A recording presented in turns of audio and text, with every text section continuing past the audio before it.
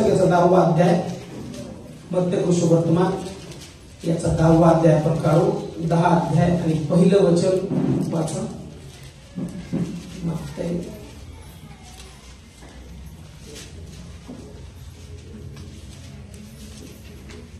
स्वप्नासाठी. तेव्हा त्याने आपल्या 12 शिष्यांना जवळ बोलवले. कमी कर बाळा. तेव्हा त्याने आपल्या 12 शिष्यांना जवळ बोलावून त्यांना अशुद्ध आत्म्यावर सत्ता देऊन ते काढून टाकण्याचा व सर्व विकार व सर्व दुखणी बरे करण्याचा अधिकार दिला. या ठिकाणी 12 प्रेषित लोकांना कसं येशूने बोलावलं आणि बोलावून कसा अधिकार दिला त्याबद्दल सांगितलं. वचन स्पष्ट सांगतं की येशूने त्यांना अधिकार दिला. मला आज अधिकाराबद्दल बोलायचं आहे की येशू कसा रीतीने आम्हाला अधिकार देतो आणि तो अधिकार आम्हाला कसा वापरायचा आहे. तर या वचनामध्ये सांगितलेलं आहे की तेव्हा त्याने आपल्या 12 शिष्यांना जवळ बोलावलं. म्हणजे येशूने त्याला माहिती होती की आता माझी जाण्याची वेळ आलेली आहे. त्याने स्वतः चिन्ह चमत्कार केले, देवाच्या राज्याची सुवार्ता सांगितली, पण आता ती कामगिरी दुसऱ्यांवरती सोपवायची आहे आणि ती कामगिरी त्याला आता त्याच्या शिष्यांवरती सोपवायची. म्हणून तो त्या शिष्यांना जवळ बोलावतो आणि जवळ बोलावून काय करतो, त्यांना अशुद्ध आत्म्यावर सत्ता देऊन ते काढून टाकण्याचा व सर्व विकार व सर्व दुखणी बरे करण्याचा अधिकार दिला. म्हणा, सर्व दुखणी बरे करण्याचा अधिकार दिला. येशूने काय दिलं? येशूने प्रत्येक व्यक्तीला, जो शिष्य आहे, जो विश्वासणारा आहे, त्या विश्वासणाऱ्याला अधिकार दिलेला आहे. मग या ठिकाणी पवित्र शास्त्र आम्हाला स्पष्ट सांगतं की जो अधिकार येशूला प्राप्त झालेला होता. लूक सुवर्तमानाचा 1 अध्याय 9वा अध्याय 1 वचनामध्ये, लूक 9:1 मध्ये काय म्हटलेलं आहे वाचा कोणीतरी. मग त्याने 12 प्रेषितास एकत्र बोलावून सर्व भूते, त्या सर्व भूते काढण्याचे व रोग बरे करण्याचे सामर्थ्य व अधिकार दिला. आता येशूला जो अधिकार प्राप्त होता तो अधिकार तो प्रेषितांना देत आहे, शिष्यांना देत आहे. आज या ठिकाणी मला ते सांगायचं की येशूला सर्व अधिकार प्राप्त होता, कारण की तो जिवंत देवाचा पुत्र होता. ज्यावेळेस तो या जगात आला त्यावेळेस तो अधिकाराने आला आणि अधिकार असणं फार महत्वाचं आहे. अधिकार जर नसला तर आम्ही काही करू शकत नाही. आता समजा पंतप्रधान आहेत, पंतप्रधान समजा जाऊन खुर्चीवर बसतात, त्या खुर्चीवर जाऊन बसण्याची कोणाचीच हिंमत होत नाही. मग त्यांचा एखादा लहान मुलगा असला आणि ते जर खेळत खेळत तिथं गेला किंवा एखादा मोठा अधिकारी असला आणि त्याची खुर्ची असली, त्या अधिकाऱ्याच्या खुर्चीवर कोणी जाऊन बसत नाही, तर त्याचा जर मुलगा असला तर त्याचा मुलगा खेळता खेळता जाऊन सहज त्याच्या खुर्चीवरती बसतो. त्याला कोणी म्हणतं का उठ म्हणून, आणि त्याला उठवलं तरी तो काय म्हणतो, माझ्या पप्पाची खुर्ची, माझे पप्पा इथं बसतात आणि म्हणून मी इथं बसलेलो आहे. म्हणजे कसं होतं, अधिकार त्याच्यात येतो की माझ्या वडिलांचं आहे ते मला प्राप्त झालेलं आहे. या ठिकाणी देखील पवित्र शास्त्र सांगतं की देवापासून, म्हणजे जो पिता, जो देव आत्मा, त्या पित्याने येशूला जो अधिकार दिला तो अधिकार आता येशू शिष्यांना देत आहे. येशू ज्यावेळेस या जगामध्ये होता त्यावेळेस येशूने काय केलं, तो अधिकार वापरला. येशूने अधिकार वापरला, लंगड्यांना चालतं केलं, आंधळ्यांना दृष्टी दिली. म्हणजे स्वर्गाच्या राज्यापासून किंवा देवापासून जो अधिकार त्याला प्राप्त झालेला होता तो अधिकार त्याने वापरला आणि आता ती वेळ आलेली आहे की येशू तो अधिकार काय करत आहे, त्याच्याद्वारे दुसऱ्यांना देत आहे. जे त्याच्यावर विश्वास ठेवतात त्यांना देत आहे. पहिली गोष्ट आम्हाला हे समजून घेणं गरजेचं की येशूला या पृथ्वीवरती सर्व अधिकार देण्यात आलेले होते आणि तो अधिकार येशू ख्रिस्ताला पूर्ण होता, म्हणून तो अधिकार दुसऱ्यांना देऊ शकत होता. जर त्यालाच अधिकार नसता तर त्याने दुसरीकडे ट्रान्सफर केलं नसतं. म्हणून या पृथ्वीवरती जर पवित्र शास्त्र आम्ही वाचलं, मत्ते सुवर्तमान याचा 28 अध्याय आणि 18 ते 20 वचन, मत्ते सुवर्तमान याचा 28 अध्याय आणि 18 ते 20 वचन जर आम्ही वाचलं तर यामध्ये पवित्र शास्त्र आम्हाला सांगतं की तेव्हा येशू जवळ येऊन त्यांच्याशी बोलताना म्हणाला, स्वर्गात आणि पृथ्वीवर सर्व अधिकार मला दिलेला आहे. कोणाला दिलेला आहे? मला दिलेला आहे. म्हणजे कोणाला दिलेला आहे? येशूला दिलेला आहे. तो काय सांगतो या ठिकाणी शिष्यांना, ते ज्यावेळेस त्याच्या जवळ बोलत होते किंवा आले होते त्यावेळेस तो म्हणतो, स्वर्गात आणि पृथ्वीवर सर्व अधिकार मला दिलेला आहे. म्हणजे मला माझ्या पित्याने पाठवलेला आहे आणि ज्यावेळेस पित्याने मला पाठवलं त्यावेळेस त्याने मला सर्व अधिकार दिलेला आहे या पृथ्वीवरती आणि स्वर्गात देखील. म्हणजे येशू हा देवाचा पुत्र म्हणून ज्यावेळेस या जगात आला त्यावेळेस त्याच्या हाती सर्व सत्ता होती, त्याच्या हाती सर्व अधिकार होता आणि म्हणून तो त्यांना सांगत आहे की मला जे आहे माझ्या पित्याने सर्व अधिकार दिलेला आहे. मग कुठे अधिकार दिलेला आहे? तो म्हणतो पृथ्वीवर सर्व अधिकार मला दिलेला आहे, स्वर्गात सर्व अधिकार मला दिलेला आहे. मग तो अधिकार आता तो काय म्हणतो की जो अधिकार मला दिलेला आहे तो अधिकार मला तुम्हाला द्यायचा आहे. अधिकार, अथॉरिटी, ज्याला इंग्लिशमध्ये आपण म्हणतो अथॉरिटी, पॉवर, म्हणजे अधिकार आल्यानंतर माणसामध्ये सामर्थ्य येतं. जसं पूर्वी मुख्यमंत्री होते एकनाथ शिंदे आणि जसं ते बदलले त्याच्यानंतर पॉवर मध्ये आले देवेंद्र फडणवीस.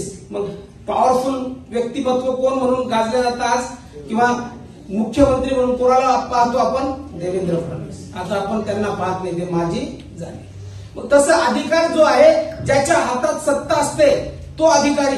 मग जो अधिकार येशूला प्राप्त झालेला होता तो अधिकार देण्याची वेळ आलेली होती, कारण आता त्याची जाण्याची वेळ आली.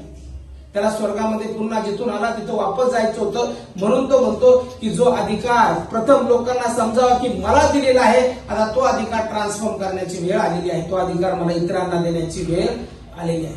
म्हणून तो म्हणतो की या पृथ्वीवरती आणि स्वर्गात सर्व अधिकार मला दिलेले आहे. आणि तो बोलत असताना म्हणतो की तेव्हा आता मी अधिकार तुम्हाला देत आहे, तेव्हा तुम्ही जाऊन संपूर्ण राष्ट्रातील लोकांना शिष्य करा, त्यास पित्याच्या, पुत्राच्या व पवित्र आत्म्याच्या नावाने बाप्तिस्मा द्या. जे काही तुम्हाला आज्ञा दिले ते सर्व त्यास पाळावे शिकवा. आणि पहा युगाच्या समाप्तीपर्यंत सर्व दिवस मी तुमच्या बरोबर आहे. येशू अधिकार, हालेलुया, हालेलुया. येशू अधिकार देतो आणि ज्यावेळेस अधिकार देतो त्यावेळेस तो काय सांगतो की मी युगाच्या समाप्तीपर्यंत तुमच्या बरोबर आहे. आता तो अधिकार तो शिष्यांना देत आहे, प्रेषितांना देत आहे. आणि जो अधिकार त्याला पित्यापासून प्राप्त झाला तोच अधिकार तो इतरांना देत आहे. जर त्यालाच अधिकार नसता तर तो दुसऱ्यांना अधिकार देऊ शकला नसता. आपल्या हातात काय अधिकार नाही, आपण दुसऱ्यांना अधिकार देऊ शकत नाही. जर शहराचे कलेक्टर नाही तर तुम्ही कलेक्टरच्या जागेवरून बोलू शकत नाही, कारण कलेक्टरच निर्णय घेईल शहरामध्ये काय करायचे, तुम्ही निर्णय घेऊ शकत नाही. सामान्य नागरिक किंवा दुसरा एखादा पदाधिकारी निर्णय घेऊ शकत नाही, कलेक्टरलाच तो निर्णय घ्यावा लागतो. तोच तो निर्णय दुसऱ्यांना सांगणार किंवा तोच तो सोपवणार. तसं जो अधिकार पित्यापासून येशूला प्राप्त झाला तोच तो आहे की ज्या अधिकार देवापासून त्याला प्राप्त झाला तोच दुसऱ्यांना सोपवू शकतो. म्हणून तो म्हणतो की मला पृथ्वीवर आणि वर स्वर्गात सर्व अधिकार दिलेले आहेत. म्हणून येशूचा अधिकार समजणं गरजेचं आहे. आणि त्याचे अधिकार जे आहेत त्याला ज्यावेळेस तो प्राप्त झाला त्यावेळेस तो या ठिकाणी दुसऱ्यांना देत आहे. म्हणजे दुसऱ्यांना कोणाला? तर जे विश्वासणारे आहेत. मग इथं बसलेले आपण सर्वजण विश्वासणारे आहोत. आपल्यामध्ये एक अथॉरिटी आहे, आपल्यामध्ये एक अधिकार आहे. पण बऱ्याचशा विश्वासणाऱ्याला माहितच नाही की येशू पासून मला अधिकार प्राप्त झालेला आहे. त्या अधिकारामध्ये चालत नाही. ते आजही सामान्य समजतात, आजही ते समजतात आमच्या शब्दात सामर्थ्य नाही, आजही ते साध्या गोष्टी बोलतात आणि आजही त्यांना वाटतं की काही होत नाही, फक्त प्रार्थना करतात, मागतात, पण अधिकार कधीच वापरत नाही. पण येशू ख्रिस्त म्हणतो की जो अधिकार मी तुम्हाला दिलेला आहे तो अधिकार आता वापरायला शिका. म्हणून येशू जो आहे इब्री लोकासपत्र याचा पहिला अध्याय आणि 3रं वचन काय सांगतं? इब्री लोकासपत्र त्याचा पहिला अध्याय आणि 3रं वचन या ठिकाणी म्हटलेले आहे की हा त्याच्या गौरवाचे तेज व त्याच्या तत्वाचे प्रतिरूप असून आपल्या सामर्थ्याच्या शब्दाने विश्वाधार आहे आणि पापाची शुद्धी केल्यावर तो ऊर्ध्वलोकी राजवैभवाच्या उजवीकडे बसला आहे. म्हणजे आता येशू आता पृथ्वीवरती नाही तर तो राजवैभवाच्या उजवीकडे बसला आहे. म्हणजे जो अधिकार त्याला देण्यात आलेला त्या अधिकार त्याने वापरला आणि वापरून तो आता स्वर्गात गेलेला आहे. आणि स्वर्गामध्ये असं म्हटलेलं आहे की तो आता देवाच्या उजव्या हाताला बसलेला आहे. वर स्वर्गात तो देवाच्या उजवीकडे बसलेला आहे, राजवैभवाने बसलेला आहे. म्हणजे जो अधिकार त्याच्यात होता तो अधिकार त्याने पृथ्वीवर वापरला आणि वापरल्यानंतर त्याचं स्वर्गारोहण झालं आणि स्वर्गारोहण झाल्यानंतर तो आता वरती स्वर्गात त्या ठिकाणी बसलेला आहे. एफिसकारास याचा पहिला अध्याय आणि 1 वचन काय सांगतं? पहिला अध्याय एफिसकारास याचा पहिला अध्याय 21 वचन. एफिस पहिला अध्याय आणि सर्व सत्ता अधिकार सामर्थ्य धनीपणा सांप्रत आणि भावी युगातील कोणतेही नाव घ्या त्या सर्वाहून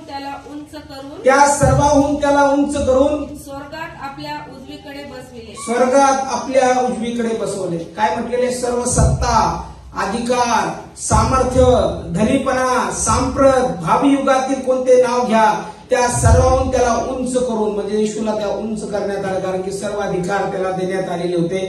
उंच करून स्वर्गात आपल्या उजवीकडे बसवले. येशू ख्रिस्ताने तो अधिकार वापरला आणि तो अधिकार वापरल्यानंतर ज्यावेळेस त्याचं स्वर्गारोहण झालं त्यावेळेस देवाने त्याला स्वर्गामध्ये आपल्या उजवीकडे बसवलं असं म्हटलेले आहे. मग तो अधिकार जो आहे, जो अधिकार येशू ख्रिस्ताला प्राप्त झालेला होता, तोच अधिकार तो त्याच्या शिष्यांना म्हणजे प्रेषितांना देत आहे. आणि तोच अधिकार आजच्या काळामध्ये जो कोणी येशूवर विश्वास ठेवतो त्या सगळ्यांना प्राप्त झालेला आहे. Hallelujah, hallelujah. पहिली गोष्ट, अधिकार म्हणजे काय समजलं का तुम्हाला? तुम्ही म्हणता काय चाललंय अधिकाराच? अधिकार ज्याचा ताब्यात असतो तो कसा असतो? पॉवरफुल असतो. त्याने ऑर्डर काढली की काम झालंच पाहिजे. अथॉरिटी असते त्याच्यात. हे कर म्हटलं की केलंच पाहिजे. असं जर बोललो तर असंच होणार, तसं जर बोललो तर तसंच होणार. त्याला अधिकार म्हणतात. जे शब्द तो काढतो तो शब्द त्या शब्दाप्रमाणे घडून येतं. मग ते शब्द येशूच्या मुखात होते. जो ते बोलल ते घडत होतं. आणि तोच अधिकार आजच्या काळामध्ये येशू त्याच्या विश्वासणाऱ्यांना देत आहे. मग इथं बसलेला प्रत्येक जण कसा आहे? फुल ऑफ अथॉरिटी. तुमच्यामध्ये पूर्ण अधिकार आहे. तुम्ही येशूच्या नावामध्ये सामर्थ्यशाली आहात. तुम्ही येशूच्या नावामध्ये अधिकार युक्त आहात. तुम्ही काय शब्द बोलता त्या तुमचा शब्द खरा होतो. तुमच्या शब्दात सामर्थ्य आहे, पण आपण तो अधिकार वापरत नाही. येशूने तो अधिकार शिष्यांना दिला. शिष्यांनी मोठं काम केलं. दुष्ट आत्मे काढले, लोकांना बरं केलं आणि जिकडे तिकडे आनंदी आनंद झाला. आणि ते अधिकार त्यांनी जीवनभर वापरला. येशूच्या नंतर असं म्हटलेलं की प्रेषित लोकांनी वापरला, शिष्यांनी वापरला. आणि आजच्या काळामध्ये तो अधिकार आपल्याला दिलेला आहे. पण बऱ्याचशा वेळेस काय असतं? आम्ही तो अधिकार घेत नाही. इथं बसलेले बरेचसे जण कसे असतात? अधिकार घेत नाही. त्या मुखामध्ये ते सामर्थ्य घेत नाही. बोलताना कसे बोलतात? अधिकार नसल्यासारखं. असं बोलतात की येशू आमच्या बरोबर नाही, माझ्यामध्ये कोणता अधिकार नाही, आमचं काही खरं, आम्ही संपलो, आमचं जीवन एक ना धड बराबर चिंध्या, आम्ही काहीच चांगलं करू शकत नाही, मला बुद्धीच नाही, या मुलाला भ्य आहे, हा कधीच मोठा चांगला होणार, याचं काही खरं, तो दारोड्या, ते संपलेला अधिकार नसल्यासारखा मी बोलतो. ज्याला येशूपासून अधिकार प्राप्त झालेला तो असं बोलतो की येशूच्या नावामध्ये मी माझ्या येशूचा अधिकार वापरतो आणि मी म्हणतो की माझ्यासारखा या जगात कोणीच हुशार नाही. मला जे सामर्थ्य येशूने दिलेलं आहे ते सामर्थ्य माझ्या लेकरांमध्ये आहे. जे सामर्थ्य परमेश्वराने मला दिलेलं आहे ते माझ्या बरोबर राहणाऱ्या प्रत्येक व्यक्तीमध्ये आहे आणि तो व्यक्ती अधिकाराने भरलेला आहे. आम्ही अधिकार घेत नाही. प्रत्येक चर्चमध्ये एक असतो ना दुखीचंद माणूस असतो, एक दुखीचंद, तो दुखी असतो, तो दुसऱ्यांना पण फार दुःखात टाकतो. काय बोलताना कसं बोलतो, वचन ऐकतो पॉवरफुल, पण बोलताना काय बोलतो, आजार काय जाणार मला नाही वाटत, मी बरा होईल, मला नाही वाटत. बोलताना कसं बोलतो नेहमी, काय खरं नाही, काय असं काय असतं का, असं काय होत नाही, कष्टाशिवाय फळ नाही, प्रार्थना करून कुठं काय होतं का, कशाला जायचं, कष्ट करू, चला आपण रविवारी कामाला जाऊ, दुखीचंद असतो. बोलताना कसं बोलतो, एकसारखा निगेटिव्ह बोलतो. त्याला कारण की त्याला अधिकार समजलेला नाही, त्याला देवाच्या वचनातला प्रभूपासून आलेला अधिकार वापरता येत नाही, ते शब्द त्याचे तसे वापरता येत नाही, म्हणून तो दुखीचंद काय असतो, कायम जीवनामध्ये त्याचं दुःख जे असतं त्या दुःखातले शब्द तो काढतो आणि त्या शब्दाने तो बोलतो. इतके भयानक असतात काही काही लोक, कोणी जर काही करायला गेलं स्वतः करत नाही, दुसऱ्याला पण करू देत नाही, त्यांनाही डिस्करेज करून टाकतात, चांगलं वातावरण खराब करून टाकतात.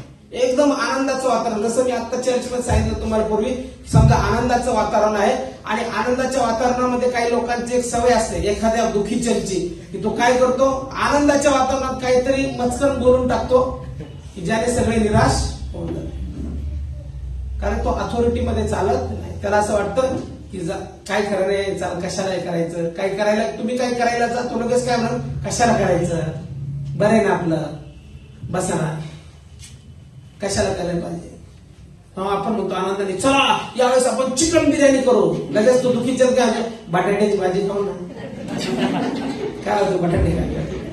चला यावेळेस आपण फिरायला जाऊ, एन्जॉय करू. कशाला फिरायला पाहिजे, बरे नाही तर चाललंय ना, चालू द्या ना. चला कधीतरी आपण 100 रुपये एकत्रित करूया. कशाला करायचे, बरे ना. घरी जातो, भाजी करतो, काहीतरी काम. चला आपण नाईट क्लबला सगळे येतो. कशाला सगळे यायचं. मग तो जो उत्साही असतो तो त्याच्याबरोबर होतो, कसा होतो. चला तो नाही, काहीच नाही करायचं, चला काहीतरी चला. दुखी चंद म्हणतात त्याला. तो अधिकार वापरत नाही. पण मी तर म्हणतो प्रभू येशूने आम्हाला तो अधिकार दिलेला आहे. प्रभू येशूने वधस्तंभ प्राण दिलेला आहे आणि ज्या अर्थी त्याने प्राण दिलेला आहे त्याच दिवशी आम्हाला सुटका दिलेली आहे. त्या दिवसापासून आम्ही दुःखित हृदयाचे लोक नाही, आम्ही आजारामध्ये जगणारे लोक नाही, आम्ही त्रासामध्ये चालणारे लोक नाही, पैशासाठी तरसणारे लोक नाही, तर आमच्यासारखं आशीर्वाद या जगामध्ये कोणाकडे हालेलुया, हालेलुया. तुम्ही दुःखीचंद नाही, तुम्ही सुखीचंद आहात. हालेलुया. दुःख संपलेलं आहे, त्रास संपलेला आहे. अधिकार घ्या. येशूने काय केलं, अधिकार दिला. त्याने अधिकार काय दिला की मी जाऊन दुष्ट आत्म्यांना काढा, जाऊन आजारांना बरं करा. म्हणजे विचार करा, जे दुष्ट आत्मे आम्हाला त्रास देतात, जे दुष्ट आत्म्याची शक्ती आम्हाला निराश करते, जी दुष्ट आत्म्याची शक्ती आम्हाला आजारी पाडते, त्या आजारांवरती, त्या दुष्ट आत्म्याच्या शक्तीवरती, जे आपल्या डोक्याला त्रास देते, डिप्रेशन मध्ये येते, त्या सगळ्या शक्तीवरती येशूने अधिकार दिलेला आहे. तो अधिकार वापरायला आम्ही शिकलो पाहिजे. अधिकार वापरायला शिकलो पाहिजे. मग मी तुम्हाला सांगितलं, राहायचं तर पॉझिटिव्ह पर्सन बरोबर राहा, निगेटिव्ह पर्सन बरोबर राहायचं नाही. एकदम संगत तोडून टाकायची. जो निगेटिव्ह असतो आणि कायम ज्याच्या तोंडावर 12 वाजलेले असतात त्याच्याबरोबर राहायचं. कारण त्याच्या तोंडावरचे 12 एक दिवस 100% ना. तो जसा दिसतो तसेच तुम्ही पण दिसायला लागता. आणि लोक म्हणते पाहना काय सेम टू सेम दिसते. बघा ना किती सेम टू सेम दिसते. दोघी बहिणी बहिणी आहे का तुम्ही. बहिणी बहिणी नाही त्या. ह्या दुःखी आहेत म्हणून त्या पण दुःखी आहेत, आणि हे दुःखी आहेत म्हणून ते पण दुःखी आहेत. कारण की ते अधिकार वापरायला शिकलेच नाही. जीवन देवाने दिलं 70-80 वर्ष. त्या वर्षामध्ये आम्ही किती दुःख, किती त्रास, किती संकटाचा विचार करतो. पण मला तर म्हणायचं, जे जीवन दिलेलं आहे ते आनंदाने जगायचं, अधिकाराने जगायचं. जे आमच्या जवळ आहे ते वापरायचं. येशूने तो अधिकार आम्हाला दिलेला आहे. आणि अधिकार काही साधा दिलेला नाही, त्याने दुष्ट आत्मे काढण्याचा अधिकार दिला, रोग्यांना बरं करण्याचा अधिकार दिला. आणि ते जर अधिकार प्रभू येशूने आम्हाला दिलेला आहे तर तो अधिकार येशूच्या नावामध्ये आम्ही वापरू शकतो. कोणतंच नाव या जगामध्ये दुसरं दिलेलं नाही. एकच नाव आहे जे येशूचं नाव आहे. वरती पृथ्वीवर, वरती स्वर्गात आणि खाली पृथ्वीवर एकच अधिकार आहे, आणि तो अधिकार फक्त आणि फक्त येशू नावात दिलेला आहे. म्हणून प्रार्थना करताना पण आपण काय प्रार्थना करतो, येशूच्या नावात असं घडवून येऊ. कारण की येशूला अधिकार दिलेला. का अधिकार दिला, कारण की तो देवाचा पुत्र म्हणून या जगात आला, आमच्यासाठी वधस्तंभावर प्राण दिला, म्हणून त्याला तो अधिकार प्राप्त झालेला आहे. तो अधिकार आहे की त्याच्या नावातच आम्ही देवाजवळ प्रार्थना करतो. त्याचं नाव सर्वसामर्थ्यशाली नाव आहे. आणि जर त्याचं नाव सर्वसामर्थ्यशाली नाव आहे तर आज या ठिकाणी बसलेले मला सांगायचं आहे की तुम्ही साधारण साधे लोक नाही, तुम्ही गरिबी त्रासात जगणारे लोक नाही, तुम्ही आजारात आजारपणात वाढणारे लोक नाही, तुम्ही संकटात चालणारे लोक नाही, तुमचे लेकरं साधारण नाही, गरीब नाही, कुचकामी नाही असं म्हणत बसू नका. कारण की येशूने तुम्हाला फार आणि फार महान अधिकार दिले. Hallelujah, hallelujah. सैतानाने काय केलेलं माहितीये का, सैतानाने आपल्या डोक्यामध्ये, सैतान जास्त काम डोक्यात करतो. असं विचार करू नको सैतान असं काहीतरी अकराळ विक्राळ येईल आणि तुम्हाला घाबरवल, तसं काय होत नाही. सैतान डोक्यात काम करतो. काहीतरी निगेटिव्हिटी तुमच्या डोक्यात टाकणार, तो काहीतरी नकारार्थी विचार तुमच्या डोक्यात टाकणार. सैतान ज्यावेळेस बोलतो ना त्यावेळेस तो नकारार्थी बोलतो. जे तुम्ही चांगला मूड असतो ना तुमच्या डोक्यात काहीतरी टाकणार, नाही तर कोणीतरी येऊन तुम्हाला त्रास देणार. तुम्ही एकदम हसत असता, आनंदी असता, तो आनंद सैतानाला सहन होत नाही. सैतान काय करतो, जाऊन त्याला बोल, जा तिला बोल. मग येत हळूजण म्हणते काय लयच आनंदी आहे, आम्हाला सोडून सोडून आनंद चाललाय, लगेच दुःखी. तुमच्या बरोबर मी पण दुःखी. सैतान डोक्यात काम करतो, डोक्यात काहीतरी विचार टाकतो आणि ते विचार टाकल्यानंतर तो व्यक्ती काय करतो, निगेटिव्ह माइंडने विचार करायला लागतो आणि तो त्याची निगेटिव्हिटी दुसऱ्याला पसरवतो, तिसऱ्याला पसरवतो आणि असं करून मग काय होतं, ते सगळं वातावरण खराब होऊन जातं आणि मग आपण म्हणतो अरे मला तर असं करायचं नव्हतं, मला असं वागायचं नव्हतं, मला तर आनंदी राहायचं होतं, मला तर अधिकार वापरायचा होता, पण तो अधिकार मी वापरू शकलो नाही कारण की एक सैतानाने छोटंसं काम केलं आणि त्या कामात आम्ही सगळेजण बघून गेलो. म्हणून या पृथ्वीवरती येशूने जो अधिकार दिला तो येशूच्या नावात अधिकार आहे आणि साधा अधिकार नाही. लूक वर्तमानाचा 10वा अध्याय आणि 19 वचन जर आम्ही वाचलं तर त्यामध्ये काय म्हटलेलं आहे, लूक याचा 10वा अध्याय आणि 19 वचन. आज जास्त वचन आहे. पहा मी तुम्हाला साप आणि विंचू यांना तोडविण्याचा अधिकार दिला आहे. बरोबर, साप आणि विंचू तोडविण्याचा व शत्रूच्या सर्व शक्तीवरचा अधिकार दिला आहे. साप आणि विंचू यांना तुडवण्याचा आणि शत्रूच्या काय शत्रूच्या सर्व शक्तीवरचा अधिकार दिला आहे. सर्व शक्तीवरचा अधिकार दिला. शत्रू सैतान, साप आणि विंचू जे आम्हाला म्हणतात की ज्याला दुष्ट आत्मे ज्याला म्हटलेलं आहे, जे दुष्ट आत्मे त्याच्यावरती अधिकार दिलेला आहे. म्हणजे जे दुष्ट आत्मे आम्हाला त्रास देतात, जो सैतान आम्हाला त्रास देतो, जे सत्ता सामर्थ्य सैतानाचं जे आम्हाला त्रास देतं, त्या सगळ्यावरती साप आणि विंचू यांना तुडवण्याचा अधिकार, म्हणजे दुष्ट आत्म्यांना तुडवण्याचा अधिकार, त्यांना त्या ठिकाणी हाकलून लावण्याचा अधिकार, तो अधिकार येशूने त्याच्या शिष्यांना दिलेला आहे. मग इथं बसलेले कोण आहेत, येशूचे शिष्य आहेत. मग ते शिष्य बोलताना कसे बोलले पाहिजे, कसे बोलले पाहिजे, तुम्ही अधिकाराने बोलले पाहिजे. सैतानाला कसं बोललं पाहिजे तुम्ही, ज्यावेळेस तुम्हाला त्रास होतो, आजार होतो, त्यावेळेस कसं बोललं पाहिजे तुम्ही, तुम्ही काय म्हणता, प्रार्थना कशी करता, समजा तुमचं पोट दुखत असेल, कशी प्रार्थना करता तुम्ही, येशू माझं पोट, येशू बरं करणार, येशू दुखायला लागलं, येशू खूप त्रास होतो, बरं कर. पण देवाने तसं, येशूने तसं सांगितलं नाही. येशूने काय सांगितलं, मी तुम्हाला अधिकार दिले. ज्यावेळेस माझं पोट दुखतं त्यावेळेस मी काय करायला पाहिजे, येशूच्या नावामध्ये मी पोटाला धमकावतो, ऍक्शन सर्व आजारावरती अधिकार घेतो आणि प्रार्थना करतो, येशूच्या नावात मी बरा झालेला आहे. आपण काय, देवा बरं कर ना, देवा देवा अरे सर्व अधिकार तुला दिले, तू अधिकार वापर ना.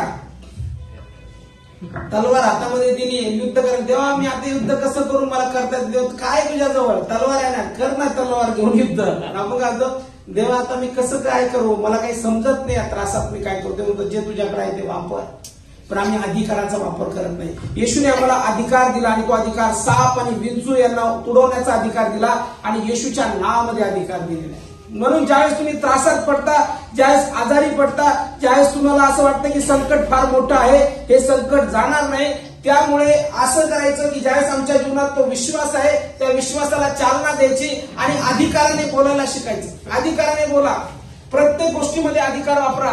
तुम्ही स्टडीज मध्ये कमजोर आहात तर म्हणा, येशूच्या नावामध्ये मी स्टडी करताना माझी बुद्धी ते चालणार आहे, कारण की येशूने मला तो अधिकार दिलेला आहे, मी तो अधिकार घेत आहे. ज्यावेळेस तुम्ही त्रासात असता त्यावेळेस त्या त्रासाला म्हणा, येशूच्या नावात मी अधिकार घेत आहे आणि मी या त्रासाला बोलत आहे की हा त्रास माझ्या जीवनातून निघून गेलेला आहे. ज्यावेळेस तुम्ही आजारात असता त्यावेळेस अधिकार घ्या आणि म्हणा, हा आजार माझ्या जीवनामध्ये आहे, हा आजार येशूच्या नावामध्ये माझ्यातून निघून गेलेला आहे. अधिकार वापरा. जर अधिकार वापरत नाही तर मग आम्ही येशूचे शिष्य नाही, येशूचे शिष्य नाही. जर येशूचे शिष्य आहोत तर आम्हाला अधिकार वापरायचा आहे. म्हणून मी नेहमी सांगितलं, प्रार्थना करताना कसे तोंड उघडून प्रार्थना करा, बोला. काही जण एकदम शांत बसलेले असतात, अधिकार घेत नाही. म्हणून आपलं बोललं पाहिजे, आपल्या मुखातले शब्द फार सामर्थ्यशाली, जसं तुम्ही बोलता तसं तुम्ही घडता. आता जे तुम्ही बसलेले आहात इथं, चांगला विचार करा, जे तुम्ही पूर्वी बोललेले आहात ना, त्यामुळेच तुम्ही इथं आहात. पूर्वी जे शब्द तुम्ही बोललेले असतील 8 वर्षापूर्वी, 10 वर्षापूर्वी, तसे तुम्ही बोलले तसेच आज आहात आणि इथून पुढे जसं बोलताल तसे तुम्ही पुढे राहणार आहात. म्हणून जे आम्ही बोलतो अधिकाराने, जे आम्ही स्वीकारतो आणि जे मुखातून काढतो त्या मुखातल्या शब्दाप्रमाणे घडून येतं. कारण की येशू ख्रिस्त म्हणतो की मी विश्वासणाऱ्यांना तो अधिकार दिलेला आहे, तो अधिकार आम्ही वापरला पाहिजे. पण काही विश्वासणारे तो अधिकार वापरत नाही. का वापरत नाही त्याचं कारण तुम्हाला काय वाटतं, का वापरत नाही काही लोक अधिकार? कमकुवत विचारसरणी. अजून काय असतं, का अधिकार वापरत नाही? त्यांना माहितीच नसतं. देवाबरोबर कनेक्टच नसतात, कनेक्शन नसतं देवाबरोबर. नातेसंबंधात असल्याशिवाय आपण अधिकार वापरू शकत नाही. कोण देवच ओळखत नाही किंवा देव आपल्यालाच ओळखत नाही तर नातेसंबंधात येणारच नाही. समजा माझं एखादा मित्र आहे, त्या मित्राबरोबर जोपर्यंत घनिष्ठ नातेसंबंध तयार होत नाही तोपर्यंत त्याला माहितीच नाही मी कसा बोलतो, कसा चालतो, कसा वागतो, काय करतो, त्याला काहीच माहिती नाही. जर मी काही बोललो तर त्याला राग येईल. जर एखादा नवीन मित्र झाला आणि मी त्याला बोललो, त्याला जर माहिती नसलं मी असा बोलतो आणि मी अचानक बोललो सरळ, त्याला राग येईल. का? कारण की तो मला ओळखत नाही, तो काय माणूस आहे, पटकन बोलतो. पण तोच जर माझा जुना मित्र असला तर तो काय म्हणत, मला माहितीये हे असेच बोलतात, यांची बोलण्याची स्टाईलच अशी आहे, मी यांना ओळखतो चांगला. आपण म्हणतो मी यांना ओळखतो चांगला. तो माणूस चांगला फक्त पटकन बोलतो. मग देवाचं आणि त्यांचं नातेसंबंधच नसतो.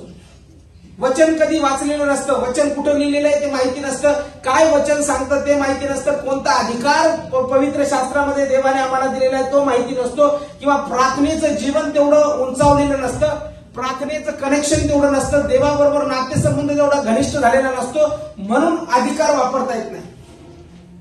स्किवाचे पुत्र 7 होते आणि त्यांनी बघितलं की त्या ठिकाणी येशूच्या नावामध्ये सैतान घाबरतो, सैतान निघून जात आहे, बरेचसे दुष्ट आत्मे निघून जात आहे आणि प्रेषित लोक अधिकाराने प्रार्थना करतात, त्यास मोठं कार्य होतं. हे स्किवाच्या पुत्राने ऐकलं आणि ते 7 पुत्राने काय केलं, त्यांनी पण तसंच करायचं ठरवलं. पण त्यांचा नातेसंबंध येशू बरोबर किंवा देवाबरोबर आलेला नव्हता, किंवा त्यांनी प्रार्थनेचं जीवन नव्हतं. त्यांनी जस्ट बघितलं की ते येशूचं नाव वापरतात म्हणून त्यांनी काय केलं, एका दुष्ट आत्म्याला धरलं आणि ते जण प्रार्थना करत होते आणि ते त्याला म्हणत होते येशूच्या नावामध्ये या व्यक्तीमधून निघ, येशूच्या नावामध्ये आम्ही तुला आज्ञा करतो. त्यास तो दुष्ट सैतान काय म्हणतो, मी येशूला ओळखतो, पौलाला ओळखतो, पण तुम्ही कोण, मी तुम्हाला ओळखत. आणि त्यांना कपडे फाटोस तर त्या दुष्ट आत्म्याने का मारले, कारण की नातेसंबंध देवाबरोबर. म्हणून मी सांगितलं अधिकार जो असतो तो अधिकार नातेसंबंधातून प्राप्त होतो. म्हणून इथं काय म्हटलेलं आहे की अधिकार जो साप बिंचू यांना तुडवण्याचा दिलेला आहे तो विश्वासणाऱ्याला दिलेला आहे. आणि जो विश्वासणारा देवाबरोबर कनेक्शन मध्ये आहे, जो विश्वासणारा प्रार्थनेमध्ये आहे, जो विश्वासणारा दिवस रात्र देवाच्या सानिध्यामध्ये आहे, वचन वाचतो आणि तसं जगतो, त्या विश्वासणाऱ्याला तो अधिकार देण्यात आलेला आहे. मग मंडळीला देखील तो अधिकार दिलेला आहे. काय म्हटलेले, मंडळी समोर अधोलोकाच्या द्वाराचं काही चालणार नाही, पण मंडळी त्याच्यासाठी कशी पाहिजे, विश्वास नाही, अधिकार घेणार. पण अधिकार आपण घेत नाही, आपण बोलत नाही. येशूच्या नावामध्ये आम्ही पाहत आहोत, आम्ही पुष्कळ गोष्टी बघत आहोत की ज्या आमच्या भरभराटीच्या आहेत, ज्या आत्म्यामध्ये आम्ही बघत आहोत की परमेश्वराने आम्हाला आशीर्वादित केलेला आहे, आत्म्यामध्ये आम्ही बघतो की परमेश्वर आम्हाला उंचावत आहे, पण तो अधिकार आम्ही घेत नाही, आम्ही स्वीकारत नाही आणि त्या अधिकारामध्ये बोलत नाही. बोलायला शिका. मी तुम्हाला सांगतो, तुम्ही बोलायला शिका फक्त, आणि पॉझिटिव्ह बोलायला शिका. तो शब्द जर तुम्ही विश्वासणारे आहात तर तो शब्द तुमच्या जीवनात खरा होताना दिसेल. Hallelujah, hallelujah. कारण की येशूने जो अधिकार घेतला, जो अधिकार येशूला प्राप्त झाला, तोच अधिकार त्याने इतरांना दिलेला आहे. आता पेत्राने अधिकार घेतला. पेत्र तुम्हाला काय वाटतं, फार वीर माणूस होता का, बहादूर होता का? पेत्रच काय, शिष्य फारच येशूला सहकार्य केलं का त्यांनी? ज्यावेळेस येशूला धरून देण्यात आलं त्यावेळेस कोण होतं त्याच्याबरोबर? कोणीच नव्हतं. जीवनामध्ये एक तुम्हाला सांगतो, आपल्या बरोबर कोणीच नसतं, आपल्या बरोबर फक्त देव असतो. तुम्ही तर नाही, हा माझा फार जवळचा, हा माझा प्राणप्रिय, ही माझी प्राणप्रिय, आणि माझ्या त्रासाच्या काळात ही मला मदतीला येणार आहे. काय मदतीला येत नाही, कोणी मदतीला येत नाही. मदतीला फक्त कोण येतं? येशूला काय म्हणत होते माहिती आहे, येशू आम्ही तुला मरूच देणार नाही. पेत्र तर काय म्हणतो, जर कोणी धरायला आलं तर मी त्याला सामोरा जाईल. शिष्य म्हणत होते की येशू आम्ही तुझ्या बरोबर आहोत. 3 शिष्य येशूचे एकदम प्रिय होते. ज्यावेळेस येशूला धरायला ते आले काट्या लाट्या घेऊन, त्यावेळेस असं म्हटलेलं की येशूला ज्यावेळेस पकडलं त्यावेळेस 12 पैकी एकही शिष्य तिथं थांबला नाही, सगळे जण पळून. कोण होतं येशू बरोबर त्यावेळेस? देवच असेल ना, कोणी होतं का त्याच्याबरोबर? येशू जो आहे तो आम्हाला अधिकार देत आहे. जो येशू की ज्याने आमच्या जीवनामध्ये भित्रेपणा जो आहे त्याच्यावरती मात मिळवलेली, त्याने आम्हाला तो अधिकार दिलेला आहे. पेत्र भित्रा होता, शिष्य भित्रे होते, ते सगळे पळून गेले. पण पळून गेल्यानंतर ज्यावेळेस येशू ख्रिस्ताला वधस्तंभावर खेळण्यात आलं, तो मृत्यू पावला आणि तिसऱ्या दिवशी तो पुन्हा उठला. त्याच्यानंतर त्याने दर्शन दिलं आणि दर्शन देऊन तो काय सांगतो की आता मी तुम्हाला सांगतो की जी देणगी मी तुम्हाला देऊ करत आहे त्या देणगीविषयी वाट पहा. प्रेषितांची कृत्य 1:8 मध्ये सांगितलेलं आहे, परंतु पवित्र आत्मा तुम्हावर येईल तेव्हा तुम्हाला सामर्थ्य प्राप्त होईल. आणि जसं हे सामर्थ्य पेत्रावरती आलं, शिष्यांवरती आलं, हे शिष्य जे घाबरणारे होते, जे यहुद्यांच्या भीतीने दरवाजे लावून बसलेले होते, हेच शिष्य लोकांसमोर आले आणि एक भाषण पेत्राने दिलं आणि 3,000 लोकांचं तारण झालं. हालेलुया. कधी प्राप्त झाले अधिकार? त्याने स्वीकारला तो अधिकार, पवित्र आत्मा स्वीकारला आणि तो अधिकार घेऊन तो बोलला आणि त्या अधिकाराने कार्य झाले. मला आज या ठिकाणी तुम्हाला सिंपल साध्या भाषेत सांगायचं, जास्त अवघड नाही. अधिकार घ्यायला शिका. अधिकार घ्यायला शिका. आपल्या आजारावर अधिकार घ्यायला शिका. आपल्या परिस्थितीवर अधिकार घ्यायला शिका. आपल्या जीवनामध्ये असणाऱ्या गोष्टीवर अधिकार घ्यायला शिका. आपल्या आनंदावर अधिकार घ्यायला शिका. जर तुम्ही अधिकार घेतला नाही तर दुष्ट येईल आणि तुमच्या जीवनात दुःख पेरून जाईल. दुष्टाचं कामच ते तुम्हाला निराश करेल, डिप्रेस करेल आणि मग तुम्ही म्हणताल काही खरं नाही, माझं जीवन फार उदास आहे. असं कोण बोलतं? माझ्या जीवनात काहीच खरं नाही, आता आमचं काहीच खरं नाही, आमचं सगळं संपलेलं आहे आणि आता काही मला नाही वाटत काही परिस्थिती बदलल, मला नाही वाटत आजार बरे होतील, मला नाही वाटत असं होईल तसं. असं कोण बोलतं? दुःखीचंद पण बोलतो. पण कोण बोलतं असं? अविश्वास. कोण बोलतं? जर इथं बसलेले विश्वासणारे आहेत तर त्यांच्या जीवनामध्ये जे शब्द असतात ते शब्द फार प्रभावी आणि अधिकाराचे असतात. म्हणून जो अधिकाराने बोलतो त्याला देव कार्य, त्याच्या जीवनात देव कार्य. आणि तो अधिकाराने बोलणारा कोण असतो? ज्याला माहिती असतं की माझ्या बरोबर देव आहे. जर देव नाही तर तो अधिकाराने बोलू शकत नाही. तो काय बोलणार? त्रास बोलल, संकट बोलल, आजार पण बोलल, आता काही खरं नाही असं बोलल, संपलं सगळं असं बोलल, आता जीवनात काय होणार नाही असं बोलल. पण जो पवित्र आत्म्याने भरलेला आहे आणि जो देवाच्या अधिकारामध्ये चालतो तो महान रीतीने कार्य करतो. पहिले योहानाचा 4था अध्याय आणि 4थ्या वचनामध्ये काय सांगितलेले? पहिला अध्याय त्याचा 4था अध्याय आणि 4थं वचन. योहानाचे पत्र याचा 4था अध्याय आणि 4थं वचन म्हटलेलं आहे,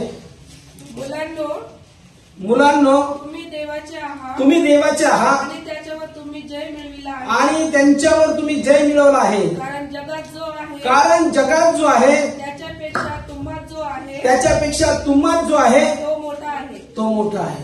काय म्हटलेलं आहे? कारण जगात जो आहे, जगात दुष्ट आहे, परंतु जगामध्ये दुष्ट असताना त्याच्यापेक्षा तुमच्यामध्ये पवित्र आत्मा आहे. आणि जर तुमच्यामध्ये देवाचा आत्मा आहे तर तो जगात जो आहे त्याच्यापेक्षा कितीतरी मोठा आहे. आज आमच्यामध्ये जो आहे तो मोठा आहे, आमच्यामध्ये जो आहे तो सामर्थ्यशाली आहे, आमच्यामध्ये जो आहे तो अधिकार देणारा आहे. म्हणून अधिकार घ्यायला आम्ही शिकलो पाहिजे. आज इथं बसलेले प्रत्येक जण अधिकार घ्या आणि आज प्रत्येक जण बोला की ज्या परिस्थितीतून मी आलेलो आहे त्या परिस्थितीत मी राहणार नाही. जे स्वीकारलेलं आहे ते मी स्वीकारणार नाही. जे आजार मी स्वीकारले ते स्वीकारत नाही आजपासून. जी परिस्थिती माझ्या जीवनात आहे ती मी स्वीकारत नाही आजपासून. आजपासून माझ्या लेकरांच्या जीवनात श्राप मी स्वीकारत नाही. आजपासून फायनान्शियल क्रायसिस मी स्वीकारत नाही. आजपासून मी त्रास स्वीकारत नाही. कारण की मी येशूच्या विजयात चालणार आहे. कारण की जगात जो आहे त्याच्यापेक्षा माझ्यात जो आहे तो मोठा आहे. Hallelujah, hallelujah, hallelujah. आज जर तुम्ही बोलला, आज अधिकार जर घेतला नाही, बोलला आता संपलं आमचं, आता मेलो, आता आमची परिस्थिती बदलणारच नाही आणि आता आमचं लेकरांचं काही खरं नाही, मी तुम्हाला सांगतो तसंच होणार. तसंच होणार. का? कारण की तुम्ही अधिकारात चाललेले, तुम्ही उलट दरवाजे ओपन केले. आपण दुष्टाला दरवाजे ओपन करतो. दुष्ट असाच आत येत नाही. दुष्ट आत येण्यासाठी पण आपल्या डोर ओपन ठेवतो. आपण काहीतरी चूक करतो, काहीतरी पाप करतो किंवा काहीतरी नकारार्थी बोलतो आणि निगेटिव्ह बोलल्याबरोबर तो लगेच त्याला दरवाजा भेटतो उघडा, अरे इथं गेलं पाहिजे, आणि तो त्याच्यात जातो आणि मग त्याच्यात गेल्यानंतर मग तो निगेटिव्हिटी त्याच्यामध्ये पूर्ण भरतो आणि मग त्या माणसाचा पूर्ण नाश होऊन. म्हणून जर देवाने आम्हाला अधिकार दिलेला आहे तो अधिकार आम्हाला वापरायचा आहे. मग ते पुरुषोत्तमानाचा 18वा अध्याय आणि 20 वचन जर आम्ही बघितलं तर तो अधिकार कशा प्रकारे आम्हाला प्राप्त झालेला आहे ते या ठिकाणी सांगितलेले. मत्ते पुरुषोत्तमानाचा 18 अध्याय आणि 20 वचन. मत्ते 18 अध्याय. कारण जेथे दोघे किंवा तिघे माझ्या नावाने जमले आहेत तेथे त्यांच्यामध्ये मी आहे. तिथे त्यांच्यामध्ये मी आहे. किती जण? दोघं किंवा इथे किती जण आहे? दोघं किंवा तिघांपेक्षा जास्त आहे. मला नाही वाटत कोणती मंडळी 2 आणि 3 लोकांची असेल. काही असू शकतात पण 3च्या खाली नसू शकते. म्हणजे येशूला पण माहिती होतं की अधिकार जो आहे तो मला मंडळीला द्यायचा आहे. दोघं किंवा तिघं म्हणजे इथं 2-3 लोक जरी जमलेले असले आणि 3 लोक जमून एकत्रित जमून त्याच्या नावाने जर काही मागत आहे आणि त्याच्या नावाने त्या ठिकाणी ते बोलत आहे तर त्या ठिकाणी तो आहे. म्हणजे ज्यावेळेस तो आहे त्यावेळेस समस्या तिथे नाही. दोघं किंवा तिघं म्हटलेलं आहे. तिघांपेक्षा मंडळी तर फार जास्त मोठी आहे. मग सर्व अधिकार जर आम्हाला दिलेला आहे तो अधिकार वापरायला आम्ही कधी शिकायचं, आमचं मुख आम्ही कधी उघडायचं, कधी बोलायचं, तो अधिकार आज वापरण्याची वेळ आलेली आहे. म्हणून प्रभू येशू काय म्हणतो, जे ते दोघे किंवा तिघे जर आहेत आणि ते जर ऍग्री आहेत आणि ते जर प्रार्थना करत आहेत आणि ते जर त्या जिवंत देवाकडे मागणी करत आहेत तर त्यांची प्रार्थना परमेश्वर ऐकणार आहे. दोघं किंवा तिघांपेक्षा ज्यावेळेस आम्ही एकत्रित येतो आणि आत्म्यामध्ये एकत्रित येतो त्यावेळेस परमेश्वर महान कार्य करायला सुरुवात करतो. म्हणून आम्ही अधिकार घेतला पाहिजे. पण अधिकार घेण्यासाठी मी तुम्हाला सांगतो, जोपर्यंत तुम्ही पवित्र शास्त्राचं अध्ययन करत नाही, जोपर्यंत तुम्हाला वचन माहिती नाही, देव काय बोलतो हे माहिती नाही आणि जस्ट तुम्ही प्रार्थना करता तर ती प्रार्थना वायफळ प्रार्थना आहे. कारण की देव जो बोलतो किंवा लास्ट रेव्हलेशन ज्याला प्रकटीकरण म्हणलेलं आहे ते वचन आहे. कारण की हे वचन त्याच्या मुखातील शब्द आहे आणि हे शब्द जर आम्हाला माहिती नसले तर सैतान आम्हाला सहज गिळंकृत करतो. मग आम्ही फक्त छाछूच्या नादी लागतो आणि मग म्हणतो मला काहीच समजलं नाही.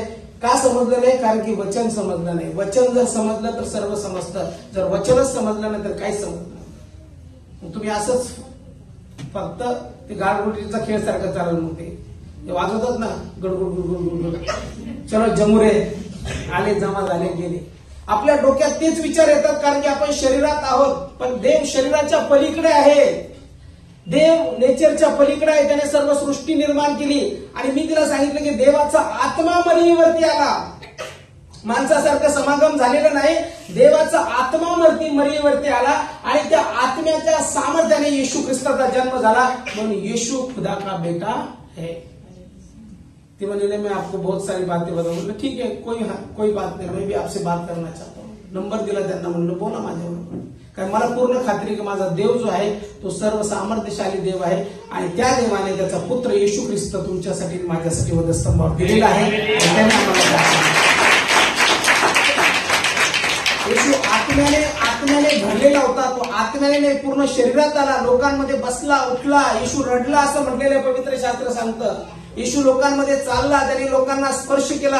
म्हणजे पूर्ण बॉडी जी होती ती आपल्यासारखी होती, शरीर होतं, त्याच्यामध्ये देवाचा आत्मा वस्ती करत होता, देवाचा आत्मा त्याच्यावर होता. म्हणून त्याला देवाचा पुत्र म्हटलेला आहे आणि त्याच्यावरती सर्व अधिकार होता आणि त्या अधिकारानेच तो चाललेला आहे आणि तोच अधिकार तो त्याच्या शिष्यांना देत आहे. आज इथून जात असताना असंच जाऊ नका. इथून जात असताना अधिकार घेऊन जा. जर तुम्ही निगेटिव्ह पर्सन असाल आणि जीवनामध्ये फक्त आणि फक्त नकारार्थी बोलत असाल, आतापर्यंत फक्त होणार नाही, जमणार नाही, काही खरं नाही, आता आमचं संपलं असं बोलणारे जर असाल तर इथून जात असताना तुमचे शब्द बदली करून जा. कारण इथं पवित्र आत्म्याचं सामर्थ्य आहे. इथून जात असताना असं म्हणू, कोणती परिस्थिती असू द्या तुमची, तुम्ही एकदम असं म्हणा की आता उद्या काय खायचं इतकी परिस्थिती माझी आहे. पण तरी मी तुम्हाला चॅलेंज करतो की आजपासून शब्द बदला आणि म्हणा आजपासून माझ्याजवळ विपुल आहे. तुम्ही असं म्हणता आज माझ्या घरात 10 रुपये नाही आणि काहीच नाही आणि हे पार्सल काय म्हणतात मला, पण तरी मी तुम्हाला सांगतो आज शब्द बदला, शब्द बदला, जीवन बदले. Hallelujah, hallelujah. श्रीमंती असणंच म्हणजे सुखी असणं असं नाही. ह्या कॉन्सेप्ट चुकीचा आहे. सुखी असणं म्हणजे देवाचं सामर्थ्य जीवनात असणं आणि नेहमी आनंदी राहणं. की जे सामर्थ्य देव आमच्या जीवनात देतो ते सामर्थ्य जोपर्यंत जगत आहोत त्या सामर्थ्यामध्ये जगणं ते खरं जगणं आहे. असं तर कोणी जगतं. तुम्हाला माहिती श्रीमंत व्यक्तीला किती टेन्शन असतं. ज्यांच्याजवळ पुष्कळ पैसा आहे, ज्यांच्याजवळ पुष्कळ, आता जे मोठमोठे श्रीमंत लोक तुम्हाला दिसतात, टाटा, बिर्ला, त्याच्यानंतर आता टाटा तर गेले, पण जे मोठे मोठे अंबानी आहेत त्यांना काय स्ट्रेस काय कमी असेल? त्यांना झोप येत असेल का? इथं तुम्ही 50,000 आणले 4दा उठू चेक करतात, आहे का नाही, आहे का नाही, चेक करता ना. कसं मन बेचैन होतं. मागच्या क्रिसमसच्या वेळेस या दिवसामध्ये माझ्या बायकोने चेन हारून टाकली आणि ती चेन पण साधी नव्हती, 1 तोळ्याची. साधी नाही. आता जर म्हटलं तर 80,000ची झाली ती चेन. आणि 23 तारखेचाच कार्यक्रम होता आणि कार्यक्रमाला यायचं आणि चेन हरवली. तुम्हाला काय वाटतं माझं मन इथे लागलं असेल का? लय आनंदी असेल काय वाटतं तुम्हाला? दुःखी झालतो मी, खूप दुःखी झालतो मी.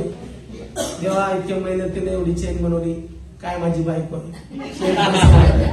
लय राग आलता. असं 2 तोंडात पाळत मारू शकत नाही. पाळकाला बरेचसे प्रश्न असतात ना, पाळक मारू शकत नाही बायकोला. काय करावं आता? जाऊ दे आता, हरवली. परत विचारायचं पण कशाला हरवली? आपल्याला पाहिजे देवाच्या सगळे जे भेटतात ते त्या चेन बद्दल विचार करा. जे भेटतात पाळक साहेब काही चिंता करू नका, चेन सापडून द्या. सगळे चांगलं बोलत होते, पण तरी पण तुम्हाला सांगतो आतमध्ये माझ्या काय चेन मी माझ्या दुःख माझ्या हात चालूच. एक कोळ्याच्या चेनीसाठी जर मी इतकी चिंता करतो तर विचार करा, ज्यांच्याजवळ 500 कोटी 1000 कोटी असतील ते काय चिंतेमध्ये असतील, त्यांना किती प्रश्न असतील, कसं करायचं, काय करायचं. म्हणून मी तुम्हाला सांगतो, त्या दिवसापासून मला असं वाटतं की बाबा देवा जितकं पाहिजे तितकंच दे, त्याच्यापेक्षा जास्त देऊ नको. जास्त दिलं तर जास्त टेन्शन मला येईल. त्याच्यामुळे मला जेवढं सांभाळता येतं तेवढंच दे, त्याच्यापेक्षा अधिक देऊ. म्हणून आपण फार सुखी आहोत. जे असं म्हणतात ना की आमच्याजवळ काहीच नाही, असू नसू द्या काहीच नाही, पण देवाचं सामर्थ्य तुमच्या बरोबर जितकं दिलं त्याच्यामध्ये समाधानी आहोत. फार चांगली गोष्ट आहे. प्रार्थना करा जोशमध्ये, त्याच्यामध्येच राहा. जोपर्यंत जीवन देवाने दिलेलं आहे त्या जीवनात आम्हाला सामर्थ्याने जगायचं आणि अधिकाराने जगायचं. जो अधिकार देवाने आम्हाला दिलेला आहे तो अधिकार आम्हाला स्वीकारायचा आहे आणि तो अधिकार स्वीकारल्यानंतर बघा एक बदल येईल. म्हणून ज्यावेळेस आम्ही बघतो अधिकार येशूने शिष्यांना दिला, तो अधिकार या ठिकाणी बसलेल्या सगळ्या विश्वासणाऱ्यांना दिलेला आहे आणि ज्यावेळेस तो अधिकार आम्ही स्वीकारतो त्या अधिकारामध्ये चालायला शिका. जर आमच्या अंगी कोणाचं चांगलं करण्याचं गुण असेल तर चांगलं करा, वाईट कोणाचं करायचं नाही. जर आम्ही अधिकार वापरतो तर त्या अधिकारामध्ये चांगलं आम्हाला करायचं, कोणाचं वाईट करायचं. किती लाख लोकांनी आम्हाला काही नावं ठेवले तरी चालेल, पण एक आशीर्वादच बोलायचे. दावीद राजा ज्यावेळेस राजा होता त्यावेळेस असा चाललेला होता आणि पवित्र शास्त्र सांगतं की जो अपोजिट जो व्यक्ती होता, तो व्यक्ती जो त्याच्या विरुद्ध होता तो शिव्या शाप देत होता त्याला. आणि शिव्या शाप इतक्या देत होता की दाविदाचा जो अंगरक्षक होता तो काय म्हणतो, तुम्ही मला आज्ञा करा, फक्त एका झटक्यात याचं मुंडकं मी बाजूला करतो. दावीद काय म्हणतो, कदाचित देवाने याला मला शिव्या द्यायला लावल्या असतील म्हणून तू टेन्शन घेऊ नको, त्याला त्याचं काम करू. कदाचित काही घटना ज्या आमच्या जीवनात घडतात, काही गोष्टी जे घडतात त्या घडत असतात, त्याचं इतकं टेन्शन घ्यायचं नाही, मनाला लावून घ्यायचं नाही. त्यावेळेस म्हणायचं की देवा हे जे माझ्या जीवनात आले हे पण परिस्थिती निघून जाईल आणि तू मला उंचावरती घेऊन. म्हणून येशूने सर्व अधिकार दिलेला आहे आणि तो अधिकार काय करतो, पूर्णपणे आम्ही स्वीकारायला पाहिजे. मग ज्यावेळेस तुम्ही आजाराला बोलता त्यावेळेस येशूच्या नावात बोला, ज्यावेळेस तुम्ही परिस्थितीला बोलता येशूच्या नावात बोला.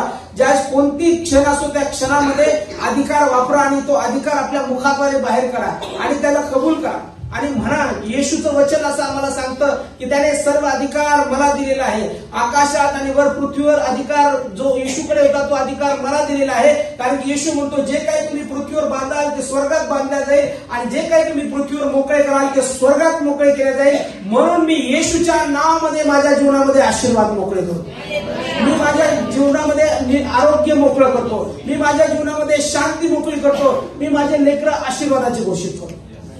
बोलायला काही लागतं का? पण काही जण बोलत पण नाही. जसं काय बोलल्यानंतर काय होईल, लगेच मी पैसे मागणार द्या, तुम्ही कसं काय बोलले.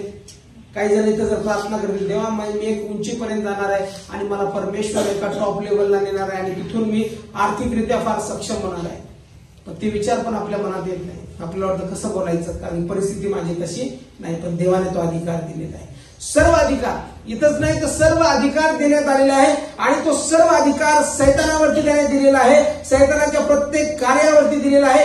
इव्हन सैतान देखील त्याचा अधिकार ओळखतो.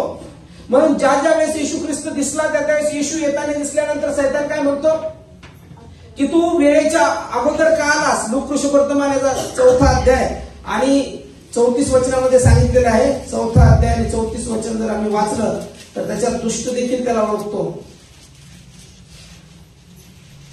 4था अध्याय आणि 34 वचन. अरे येशू, दुष्ट आत्मा बघा, जो अशुद्ध आत्म्याने पछाडलेला व्यक्ती आहे त्याच्यातला दुष्ट आत्मा काय बोलतो? अरे येशू नासरेत करा, तू आमच्यामध्ये का पडतोस? तू आमचा नाश कराव्यास आला काय? तू कोण आहेस हे मला ठाऊक आहे, देवाचा पवित्र पुरुष तो.